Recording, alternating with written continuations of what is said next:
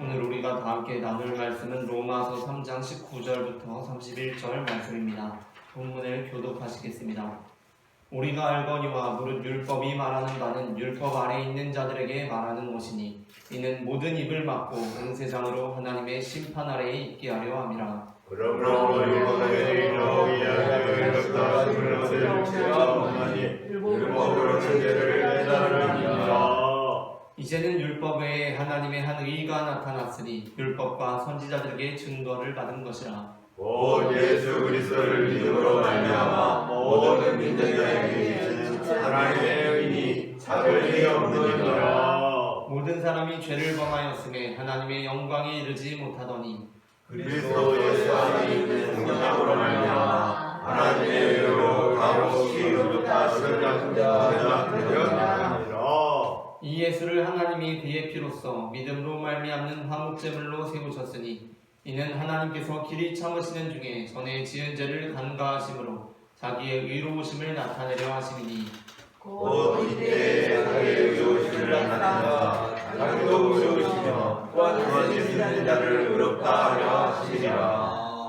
그런즉 자랑할 게가 어디냐 있을 수가 없느니라. 무슨 법으로냐 행위로냐 아니라 오직 믿음의 법으로니라. 그러므로 사람이 의롭다 하시는 것은 율법의 행위에 있지 않고 믿음으로 된 그를 우리가 인정하노라. 하나님은 다만 유대인의 하나님이시냐 또한 이방인의 하나님은 아니시냐 진실로 이방인의 하나님도 되시느니라. 할례자도 믿음으로 말미암아 또한 무할례자도 믿음으로 말미암아 의롭다 하실 하나님은 한 분이시니라. 함께 읽겠습니다. 그런즉 우리가 믿음으로 말미암아 율법을 파기하느냐 그럴 수 없느니라. 우리가 율법을 굳게 세우느니라.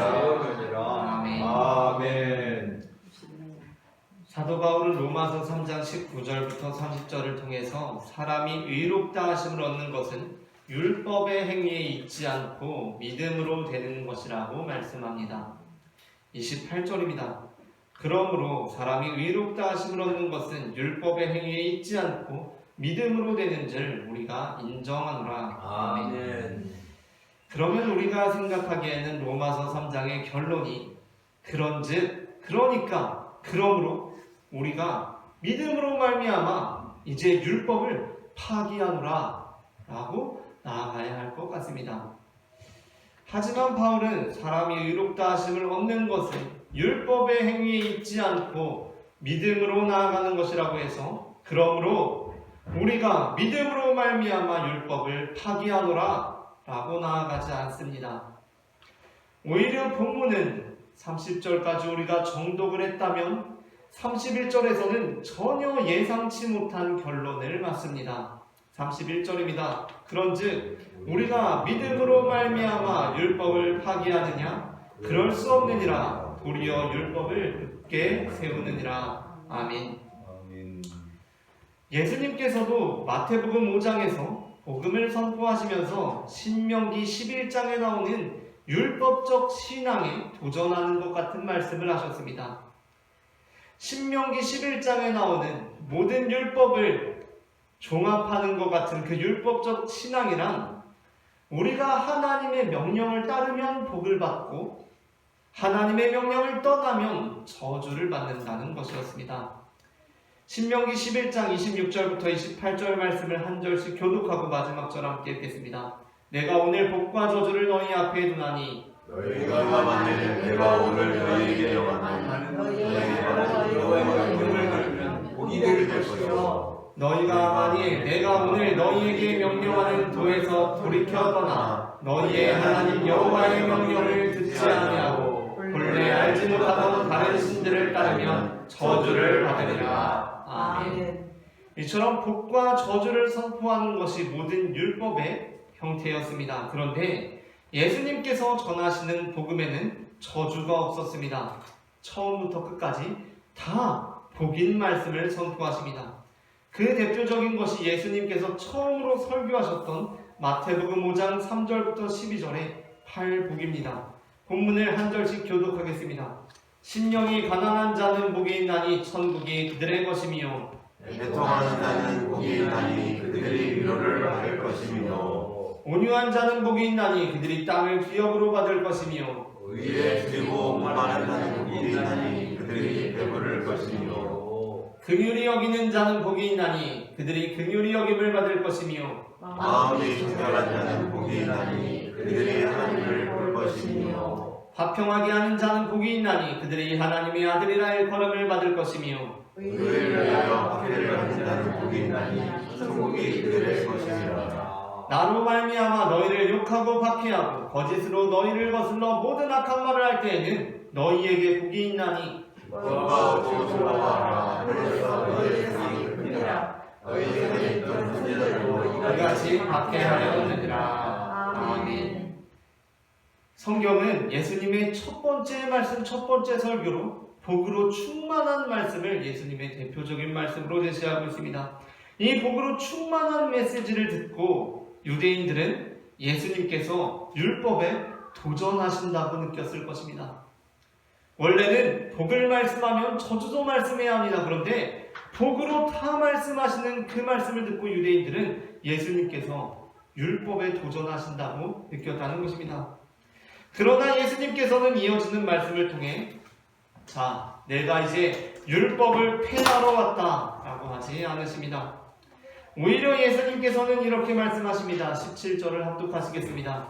내가 율법이나 선지자를 폐하러 온 줄로 생각하지 말라. 폐하러 온 것이 아니요 완전하게 하려 함이라. 아멘. 오늘 우리는 율법이 말하는 바라는 제목의 설교를 나눕니다. 제목을 제가 여러분이 한번 두 번 읽겠습니다. 율법이 말하는 바, 율법이 말하는 바, 율법이 말하는 바, 율법이 말하는 바. 오늘 우리는 율법이 말하는 바라는 제목의 설교를 나눕니다. 전해지는 말씀을 통하여서 믿음의 법을 따르고 예수님을 믿는 우리에게 율법이 갖는 의미가 무엇인지를 알게 되고 믿음의 법 안에서도 율법을 폐기하는 것이 아니라 도리어 율법을 굳게 세우고 예수 안에서 완전한 율법을 따르는 자들이 되어 천국에서 큰 자라고 일컬음을 받는 성도가 되기를 바랍니다. 아멘. 그렇다면 믿음의 법을 따르는 우리에게 율법이란 어떠한 의미를 갖습니까? 첫째 함께 읽겠습니다. 첫째, 우리가 율법을 통하여 우리를 구하여야 한다는 의미를 갖습니다. 아멘. 로마서 3장 19절부터 20절을 합독하겠습니다.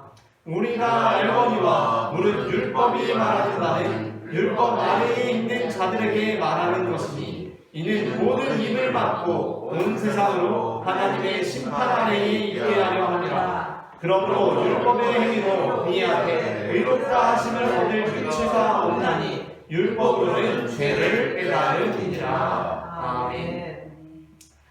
우리가 율법을 통하여 우리의 모습을 보게 될 때 우리가 죄인이라는 것을 알게 됩니다.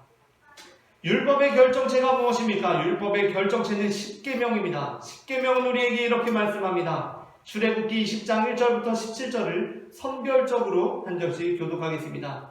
하나님이 이 모든 말씀으로 말씀하여 이르시되 나는 너를 애굽과 동족이었던 에서에서 인도하는 여호와니라. 너는 나 외에는 다른 신들을 내게 두지 말라. 너를 위하여 새긴 우상을 만들지 말고 그것들에게 절하지 말며 그것들을 섬기지 말라. 너는 내 하나님 여호와의 이름을 광명되게 불지 말라. 안식일을 기억하여 거룩하게 지키라. 내 부모를 공경하라. 살인하지 말라. 간음하지 말라. 도둑질하지 말라. 내 이웃에 대하여 거짓 증거하지 말라. 함께 읽겠습니다. 내 이웃의 집을 탐내지 말라. 내 이웃의 아내나 그의 남종이나 그의 여종이나 그의 소나 그의 나비나 무릇 내 이웃의 소유를 탐내지 말라. 아멘. 그렇다면 이 십계명이 우리에게 가르쳐주고 있는 것은 무엇입니까? 1차적으로 십계명이 우리에게 가르쳐주는 것은 우리로 하여금 이 말씀대로 살라는 것입니다. 그러나 궁극적으로 십계명이 우리에게 가리키고 있는 것은 우리가 하나님의 뜻을 따를 수 없는 죄인이라는 것을 늘 기억하라는 것입니다. 그 의도가 마지막 계명에 담겨 있습니다. 마지막 계명이 무엇입니까? 17절입니다. 내 이웃의 집을 탐내지 말라. 내 이웃의 아내나 그의 남종이나 그의 여종이나 그의 소나 그의 낙이나 무릇 내 이웃의 소유를 탐내지 말라. 아멘. 어떤 사람들은 이 계명이 악한 마음이 담겨있는 특별한 탐심에 관한 것이라고 주장하기도 합니다. 그러니까 다른 사람의 것을 악한 의도를 가지고 막 탐내는 것입니다. 욕심을 가지고 탐내는 것입니다. 그러나 실상은 그렇지 않습니다. 이 계명이 우리에게 명령하고 있는 그 탐심은 우리의 마음에 늘 찾아오는 바로 그 탐심입니다. 그냥 다른 사람을 보고 부러워하는 마음, 바로 그 탐심이라는 것입니다. 그러니까 이 말씀이 우리에게 가르치고 있는 것은 모든 사람이 다 죄인이라는 것을 우리에게 가르치고 있다는 것입니다. 그래서 예수님께서는 유대인들의 10계명의 율법을 오해해서 나는 10계명에 살인하지 말라고 했는데 나는 살인하지 않았으니까 괜찮아. 10계명에 간음하지 말라고 했는데 나는 간음 안 했으니까 괜찮아 라고 합리화하는 자들에게 예수님께서는 10계명의 궁극적인 면에서 이와 같이 말씀하십니다. 마태복음 5장 21절부터 22절 그리고 27절부터 28절을 한 절씩 교독하겠습니다.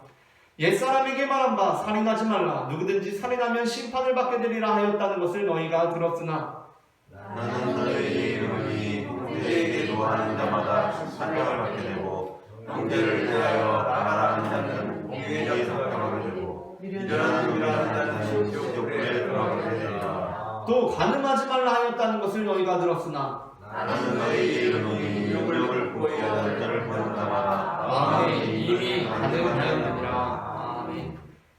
예수님께서 10계명을 통하여서 유대인들에게 10계명의 원의미에 대해서 가르쳐주고 있는 것이 무엇입니까?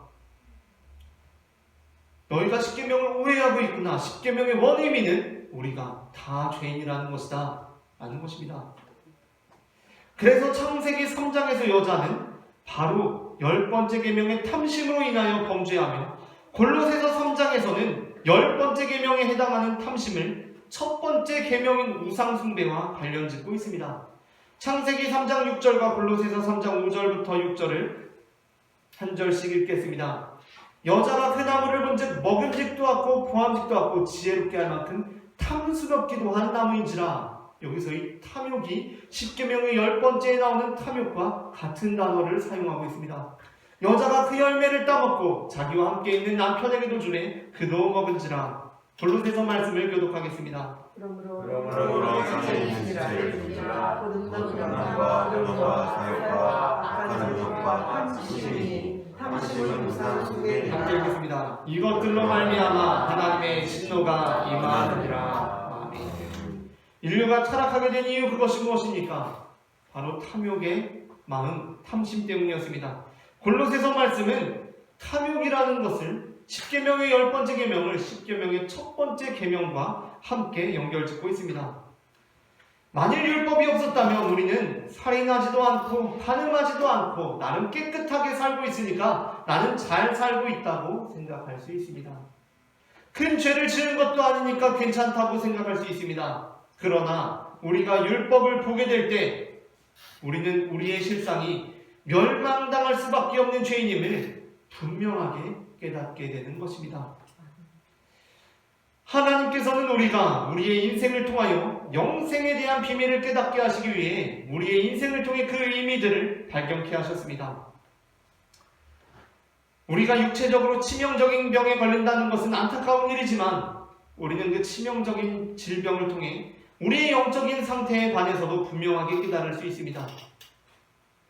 인간에게 치명적인 육체적인 질병들 중 일부는 초기에 그 증상이 거의 나타나지 않습니다.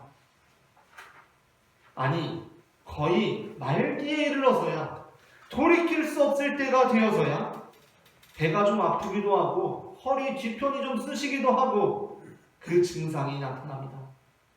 그렇게 그때 병원에 갑니다. 그러면 어떻습니까? 이미 늦은 것입니다. 여기서 참으로 안타까운 것은 그가 스스로 건강하다고 여기고 있을 때 건강검진을 받아서 자신의 몸이 병들어 있다는 것을 깨닫지 못했다는 것입니다. 그렇다면 인류의 영적인 치명적인 질병 또한 어떻겠습니까? 이 영적인 질병이 치명적인 것은 지금 당장 증상이 나타나지 않는다는 것입니다. 멸망이라는 질병이 우리의 영혼을 퍼져나가고 있는데도, 아니 우리의 영혼을 다 잠식해 들어가고 있는데도 전혀 그것을 감지하지 못합니다. 그렇게 모든 것이 다 늦은 후에야 내가 멸망당할 죄인이었구나 라는 것을 알게 되는 것입니다.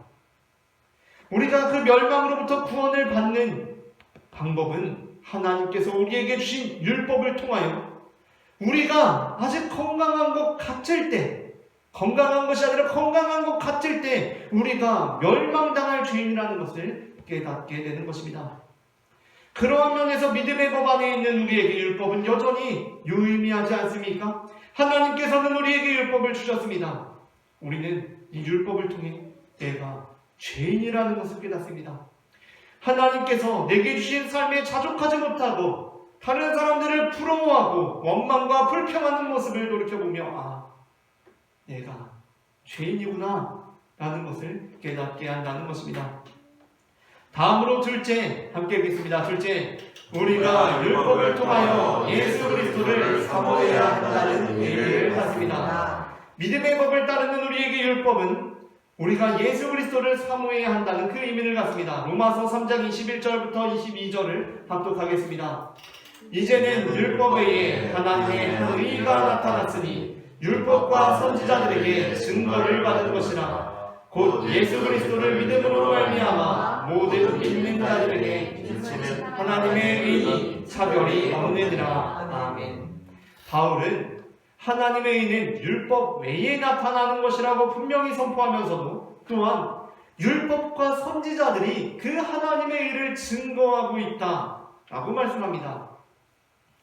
어떤 그리스도인들은 성경의 구약을 신약보다는 조금 못한 것이라고 여기곤 합니다. 그러나 그것은 그리스도인들의 바른 성경관이 아닙니다. 물론 구약이라고 할 때 옛 구라는 글자는 마치 우리가 좀 지난 세대를 좀 폄하하면서 구시대적이야, 구시대적인 발상이야 라고 할 때처럼 약간은 부정적인 뉘앙스가 담겨 있을 때도 있습니다. 그러나 옛 구라는 글자는 반드시 부정적인 의미를 담는 글자는 아닙니다. 예를 들어서 어떤 팀에, 어떤 회사 내에 어떤 팀에 위기가 닥쳐왔습니다. 그 어떤 팀이 닥쳐온 위기를 극복함에 있어서 그 팀원 모두가 신구의 조화를 이루어서 그 위기를 극복해냈다고 생각해 봅시다. 그렇다면 거기서 신구의 조화라는 표현은 어떠한 표현입니까? 새로운 세대의 과감함과 저돌성 그리고 도전정신과 함께 오래된 세대의 신중함과 지혜 그리고 그 경험들이 잘 조화를 이루어서 그 위기를 타개해 나갔다는 것을 의미합니다. 그러니까 여기서 옛 구는 아주 긍정적인 의미로 사용된 것입니다. 물론 구보다 신이 못하다고 할 수 없지만 신보다 구가 결코 못하다고 할 수가 없는 것입니다. 우리가 보는 구약 성경 역시 마찬가지입니다. 구약은 결코 신약보다 못하다는 의미에서 구약이 아닙니다. 바울은 구약에 담겨있는 율법과 선지서들이 하나님의 한 의, 곧 예수 그리스도를 증거하고 있다라고 말씀합니다. 앞서 보았던 마태복음 5장 17절에서 예수님께서는 율법이나 선지자라는 표현을 사용하셨습니다. 그리고 바울 역시 로마서 3장 21절에서 율법과 선지자라는 표현을 사용합니다. 여기서 이렇게 될 때 선지자는 구약에 담겨있는 선지서들을 의미하고 율법은 구약의 모세오경을 의미합니다. 구약의 모든 선지서들과 모세오경은 하나님의 한 의 예수 그리스도를 증거하고 있다는 것입니다. 그렇다면 모세오경에서 예수 그리스도를 증거하고 있는 것이 무엇입니까? 창세기 3장 14절부터 15절에서 하나님께서는 여자로 하여금 범죄하게 한 뱀에게 이렇게 말씀하십니다. 여호와 하나님이 뱀에게 이르시되 내가 이렇게 하였으니 네가 모든 가축과 들의 모든 짐승보다 더욱 저주를 받아 배로 다니고 살아있는 동안 흙을 먹을지니라. 내가 너로 여자의 원수가 되게 하고 내 후손도 여자의 후손과 원수가 되게 하리니 여자의 후손은 내 머리를 상하게 할 것이요 너는 그의 발꿈치를 상하게 할 것이니라 하시고 아멘. 여기서 여자의 후손으로 일컬어지고 있는 그 존재, 그는 바로 오로지 여자의 후손으로 오신 그리스도를 증거합니다. 또한 출애굽기 12장 13절에서 하나님께서는 어린 양의 피를 통하여 이스라엘 백성들이 애굽 땅에 임하는 심판을 면하게 될 것이라고 말씀하십니다. 내가 애굽 땅을 칠 때에 그 피가 너희가 사는 집에 있어서 너희를 위하여 표적이 될지라. 내가 피를 볼 때에 너희를 넘어가리니 재앙이 너희에게 되려 멸하지 아니하리라. 아멘. 이는 바로 예수 그리스도의 보혈의 피가 우리를 구원할 것을 증거합니다. 레위기는 어떻습니까? 레위기 14장 4절부터 7절에서 하나님께서는 나병 환자가 정결하게 되기 위해서는 정결한 새 한 마리의 피가 다른 정결한 새에게 찍혀 자유롭게 되어야 한다고 말씀하십니다. 4절부터 7절을 교독하겠습니다. 제사장은 그 정결함을 받을 자를 위하여 명령하여 살아있는 정결한 새 2마리와 백향목과 홍색실과 우슬초를 가져오게 하고 제사장은 또 명령하여 그 새하는 를 하면서 하고 다른 새는 산채로 가져다가 백향목과 홍색실과 우슬초와 함께 가져다가 흐르는 물 위에서 잡은 새의 피를 찍어 나병에서 정결함을 받을 자에게 7번 끓여 정하다 하고 그 살아있는 새는 들에 놓을지며. 아멘. 이는 바로 우리의 병을 대신 짊어지신 예수 그리스도의 대속을 나타냅니다. 마태복음 8장 1절부터 4절과 17절 말씀을 교독하겠습니다. 예수께서 산에서 내려오시니 수많은 무리가 따르니라. 나병 환자가 저희가 이르되 주여 원하시는 저를 깨끗하게 하실 수 있느냐. 예수께서 손을 내밀어 그에게 대시며 이르시되 내가 원하노니 깨끗함을 받으라 하시니 즉시 그의 나병이 깨끗하여진지라. 예수께서 이르시되 마음을 가지고 나아가서 제사장에게 내 몸을 보이고 모세가 명한 예물을 드려 그에게 입증하라 하시니라. 함께 읽겠습니다. 이는 선지자 이사야를 통하여 하신 말씀에 우리의 연약한 것을 친히 담당하시고 병을 짊어지셨다함을 이루려 하심이더라. 아멘. 아멘. 예수님께서는 나병 환자의 병을 짊어지신 적이 없으십니다. 고쳐주셨습니다. 나병 환자의 병을 고치시고 나병에 감염된 적이 없으십니다. 그런데 이사야는 이 사건이 예수님께서 그 병을 대신 짊어지신 것이다 라고 말씀하고 있습니다. 왜 그렇습니까? 바로 예수님께서 나병 환자를 고치신 사건, 이 사건은 마태복음에 처음 나오는 예수님의 이적인데 이것이 바로 예수님께서 우리를 향하신 대속의 사건을 나타내고 있기 때문입니다. 예수님께서는 나병을 고치시고 그에게 제사장에 가서 모세가 명한 예물을 드리라 라고 하고 있습니다. 그 예물이란 무엇입니까? 바로 새 2마리를 가져가시는 것입니다. 그리고 한 마리 새를 죽여서 그 죽인 새의 피를 정결한 새에게 바르고 그 한 마리 새를 자유롭게 하는 것입니다. 민수기 역시 마찬가지입니다. 민수기 21장 9절에서 하나님께서는 녹뱀을 바라본 자들을 구원하십니다. 민수기 말씀을 다 함께 합독하시겠습니다. 모세가 녹뱀을 만들어 장대 위에 놔니 뱀에게 물린 자가 녹뱀을 쳐다본즉 모두 살더라. 아멘. 이에 대하여 예수님께서는 요한복음 3장 14절부터 15절에서 이렇게 말씀하셨습니다. 모세가 광야에서 뱀을 든 것 같이 인자도 들려야 하리니 이는 그를 믿는 자마다 영생을 얻게 하려 하심이니라. 아멘. 이제 창세기, 출애굽기, 레위기, 민수기에 거쳐서 이제 신명기에 이르렀습니다. 마지막으로 신명기 18장 15절에서 모세는 이렇게 선포합니다. 내 하나님 여호와께서 너희 가운데 내 형제 중에서 너를 위하여 나와 같은 선지자 하나를 일으키시리니 너희는 그의 말을 들을지니라. 아멘. 그리고 이 말씀을 사도행전 3장 20절부터 24절에서 베드로는 이렇게 인용합니다. 본문을 교독하겠습니다. 또 주께서 너희를 위하여 예정하신 그리스도 곧 예수를 보내시리니 하나님의 영원전부터 거룩한 선지자들의 입을 통하여 말씀하시나 먼 그를 회복하실 때까지는 하늘의 땅에 알아주리라. 모세가 말하되 주 하나님이 너희를 위하여 너희 형제 가운데서 나 같은 선지자 하나를 세울 것이니 너희가 무엇이든지 그의 모든 말을 들을 것이라. 누구든지 그 선지자의 말을 듣지 않으면 백성 중에서 멸망받으리라 하여. 함께 읽겠습니다. 또한 사무엘 때부터 이어 말한 모든 선지자도 이때를 가르쳐 말하였느니라. 아멘. 이처럼 율법은 우리로 하여금 우리의 구원자 되시는 예수 그리스도를 바라보게 합니다.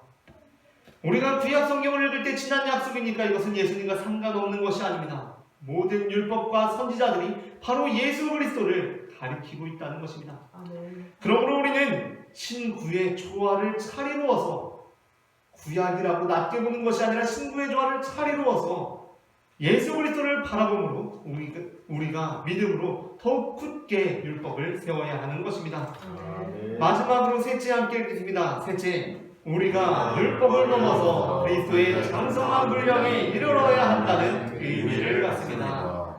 로마서 3장 23절부터 26절을 한 절씩 교독하겠습니다. 모든 사람이 죄를 범하였음에 하나님의 영광에 이르지 못하더니 그리스도의 살아있는 성령으로 말미암아 하나님의 은혜로 값없이 의롭다 하심을 받았느니라. 이 예수를 하나님이 그의 피로써 믿음으로 말미암는 화목제물로 세우셨으니 이는 하나님께서 길이 참으시는 중에 전에 지은 죄를 간구하심으로 자기의 의로우심을 나타내려 하심이니 곧 이때 자기의 의로우심을 나타내사 자기도 의로우시며 또한 예수 믿는 자를 의롭다 하려 하시리라. 아멘.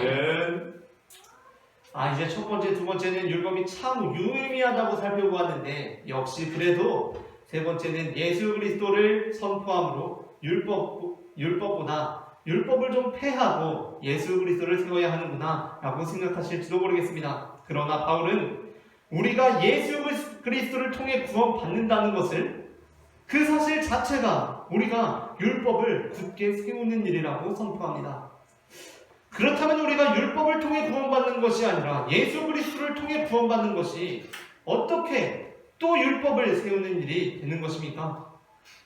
갈라디아서 3장에서 바울은 율법이 우리를 그리스도께로 인도하는 초등교사라고 말씀합니다. 24절부터 25절을 합독하겠습니다.